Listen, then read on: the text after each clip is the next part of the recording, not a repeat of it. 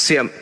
Jadi gini saudara, sebenarnya yang berseteru itu Islam dan Yahudi. Kristen ini kan mohon maaf nih, mohon maaf. Ya. Itu ada di tengah-tengah kemudian. Islam datang mengajarkan Nabi kami Isa alaihissalam diutus kepada mereka orang-orang Yahudi. Tapi orang Yahudi menolaknya.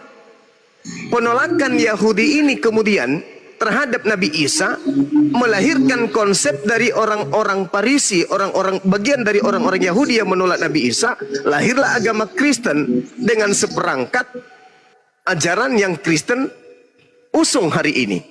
Al-Quran ketika datang mengajarkan ya ukhta Harun makana abukim ra'asa wa makanat ummuki bagian.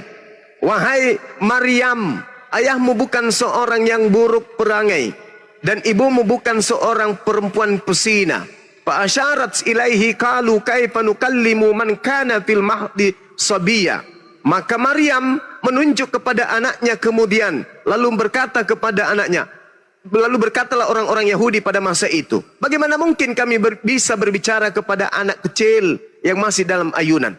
Nabi kami langsung menjawab dari ayunan, inni Abdullah, wahai kalian yang menuduh ibuku sebagai pesina, aku ini adalah hamba Allah. Atani alkitab wa ja'alani nabiyyan. Aku diberi kitab dan Tuhanku menjadikan aku sebagai seorang nabi. Jadi yang berseteru sebenarnya adalah Yahudi dan kami umat Islam terkait nabi ini. Kristen ini muncul panen dari perseteruan tersebut,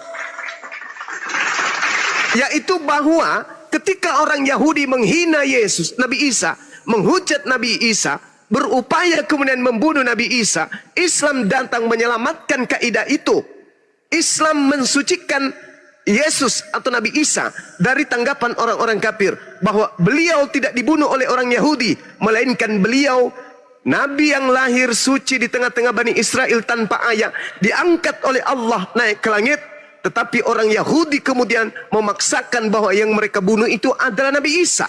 Lahirlah Yesus, muncullah konsep penebusan dosa diusung orang Farisi yang dihadiahkan kepada penjajah Romawi kala itu. Lahirlah agama Katolik yang menjadi induk dari semua sekte Kristen yang ada di atas muka bumi ini.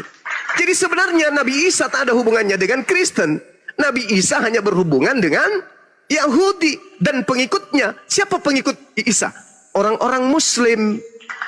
Kristen ini mohon maaf nih, penumpang yang datang kemudian mengambil keadaan cerita yang ada di TKP lalu menjual ke bangsa asing, yaitu bangsa Roma, untuk dijadikan sebagai konsep yang sudah ada konsep